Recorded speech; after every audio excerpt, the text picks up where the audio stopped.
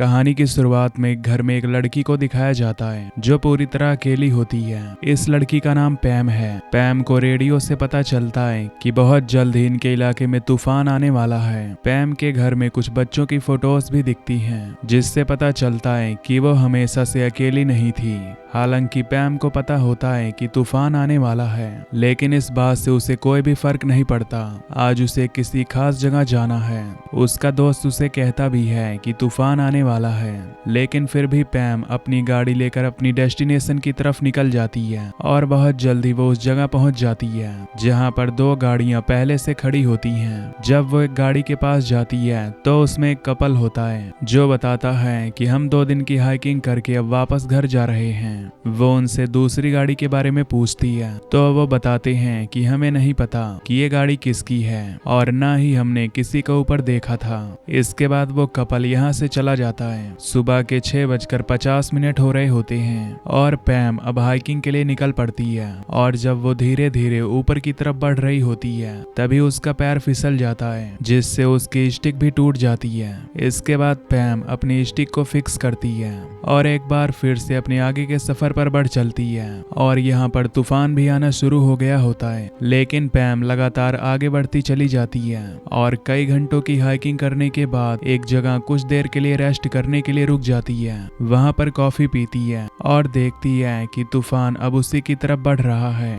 हवाएं धीरे धीरे तेज होना शुरू हो जाती हैं। पैम कुछ देर आराम करती है और जब उसे लगता है कि उसे आगे बढ़ना चाहिए तो एक बार फिर से आगे बढ़ जाती है। हालांकि उसे पता है कि आगे बहुत बड़ा तूफान है, लेकिन फिर भी वो नहीं रुकती और तभी उसे वहाँ किसी के पैरों के निशान दिखते हैं। जिसके बाद वो सीटी बजाना शुरू करती है ताकि अगर किसी को मदद की जरूरत हो तो वो उसे आवाज देकर बुलाए, लेकिन उसे कोई भी आवाज नहीं आती और वो लगातार आगे बढ़ती चली जाती है और अचानक से उसका पैर एक गड्ढे पर पड़ जाता है, जिसके बाद वो उस गड्ढे में गिर जाती है। दरअसल बर्फ के गिरने की वजह से वो उसे नहीं देख पाई और वो कोशिश करती है उस गड्ढे से बाहर निकलने की।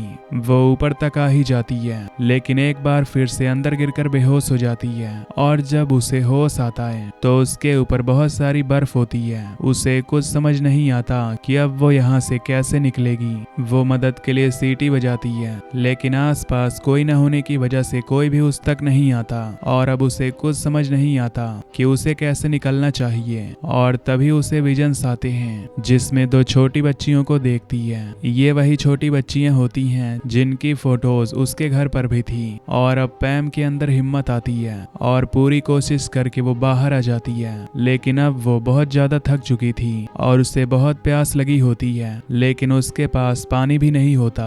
अब पैम सबसे पहले उस गड्ढे को लकड़ियों से ढक देती है ताकि कोई और उस गड्ढे में ना गिरे और वो आगे बढ़ती है और तभी उसे ऊपर एक आदमी दिखता है जो बैठा हुआ होता है। पैम किसी तरह उस तक पहुंच जाती है। वो उससे कई सवाल पूछती है, लेकिन वो आदमी उसकी बातों का कोई भी जवाब नहीं देता।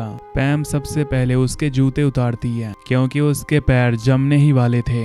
वो उसके पैरों पर मालिश करती है और इसके बाद सॉक्स पहनाकर उसे एक बार फिर से जूते पहना देती है। पैम के पास जितने भी कपड़े एक्स्ट्रा होते हैं वो सब इस आदमी को पहनाकर अपने साथ आगे के सफर पर ले जाती है, लेकिन इस आदमी के पैर लड़खड़ा रहे होते हैं। ये सीधा नहीं चल रहा होता, इसीलिए पैम उसे वापस नीचे ले जा रही होती है। लेकिन शायद हाइपोथर्मिया की वजह से उसकी सोचने समझने की शक्ति खत्म हो गई है। पैम को उसका नाम भी नहीं पता होता, इसीलिए वो उसका नाम जॉन रख देती है और वो जॉन को धीरे धीरे आगे अपने साथ ले जाती है। पर बहुत देर तक चलने के बाद भी ये तूफान की वजह से बहुत लंबा सफर तय नहीं कर पाते और तभी पैम अपने पीछे देखती है कि वहाँ पर जॉन नहीं है। वो देखती है कि वो चट्टान के ऊपर से नीचे कूद गया है। पैम उस जगह जाती है, लेकिन वो देखती है कि वो चट्टान नहीं थी और नीचे गिरने की वजह से जॉन के पैर में पहले से भी ज्यादा चोट लग गई थी। वो फैसला करती है कि वो जॉन के साथ कुछ देर रेस्ट करेगी, लेकिन जॉन बहुत ज्यादा भूखा होता है, इसीलिए वो बर्फ खाना शुरू कर देता है और पैम उसे ऐसा करने से मना करती है क्योंकि ज्यादा बर्फ खाने से उसकी बॉडी और भी ज्यादा डिहाइड्रेटेड हो जाएगी। कुछ देर रेस्ट करने के बाद पैम जॉन को लेकर आगे बढ़ती है और बहुत देर नीचे उतरने के बाद ये उस जगह पहुंच जाते हैं जहां पर बहुत सारे पेड़ होते हैं। पैम अब बहुत ज्यादा थक चुकी थी। वो पेड़ का सहारा लेकर खड़ी हो जाती है और तभी वो देखती है कि जॉन का पैर स्लिप हो गया है और वो नीचे लुढ़कना शुरू कर देता है। इसके बाद पैम नीचे लुढ़कना शुरू कर देती है और दोनों नीचे आकर गिर जाते हैं। ये दोनों थके हुए हैं, इन्हें भूख भी लगी हुई है, लेकिन फिर भी पैम हिम्मत नहीं हारती और जॉन को हौसला देती है। लेकिन जॉन उसकी बात नहीं सुनना चाहता।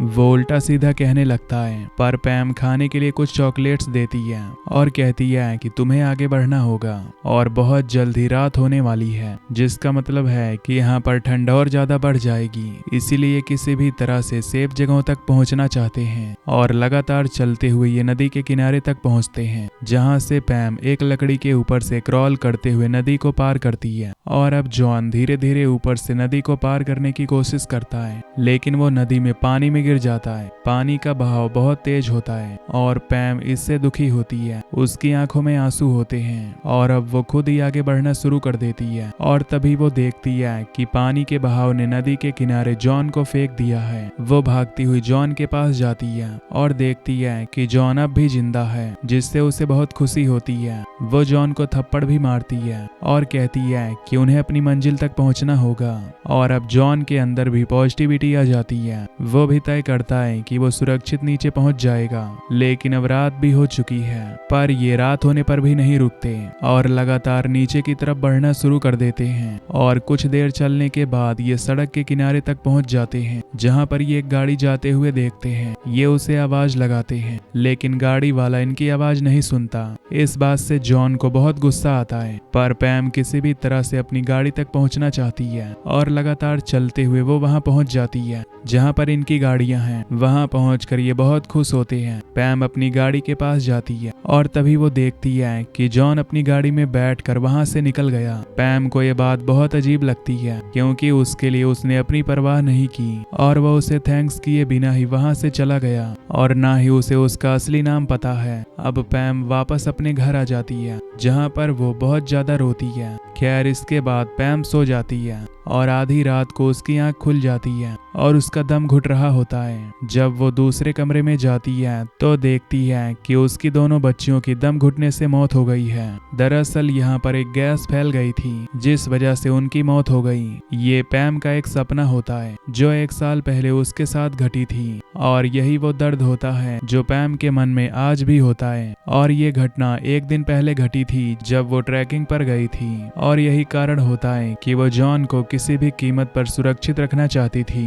हालांकि जॉन खुद अपनी जान देना चाहता था, लेकिन फिर भी उसने उसकी रक्षा की और पैम की आंख खुल जाती है और अगले दिन वो देखती है कि टीवी में उसी की न्यूज आ रही है। दरअसल जॉन ने सबको बता दिया होता है कि किस तरह से पैम ने उसकी हेल्प की, इसलिए सब उसे हीरो की तरह मान रहे होते हैं। और पैम के घर में एक न्यूज रिपोर्टर आता है, लेकिन पैम को इन सब में कोई इंटरेस्ट नहीं होता। बस वो जॉन के बारे में जानना चाहती है कि वो कौन है और क्यों खुद को मारना चाहता था। अगले दिन जब वो कॉफी हाउस में जाती है तो देखती है कि वहाँ पर जॉन पहले से होता है। दरअसल पैम ने जो उसे कपड़े दिए थे वो कपड़े उसे लौटाना चाहता है और पैम उसके बारे में जानना चाहती है और जॉन अपने बारे में उसे बताना शुरू करता है। वो कहता है कि 1 साल पहले वो लड़की जिसे वो बहुत प्यार करता था वो इसी तरह से बर्फ में कहीं गुम हो गई थी, जिसके बाद उसका कुछ भी पता नहीं चला और इसीलिए वो खुद को मारना चाहता था। पैम भी उसे अपने बारे में बताती है कि 1 साल पहले उसकी दोनों बच्चियां मारी गई थी, पर विंडो की वजह से वो बच गई, इसीलिए उसे गिल्ट होता है और वो ट्रैकिंग पर चली गई थी और उसने वहां पर एक गाड़ी को देखा था जिस गाड़ी के ओनर का कुछ भी पता नहीं था। इसीलिए वो जानबूझकर तूफान के बाद भी ऊपर चली गई ताकि वो उस इंसान की रक्षा कर सके। इसके बाद उसने 4 बच्चों को गोद लिया और उन्हें पाला और इसी तरह ये मूवी यहीं पर एंड हो जाती है। तो दोस्तों, वीडियो को लाइक और चैनल को सब्सक्राइब कर देना। Till then take care, love you, bye bye.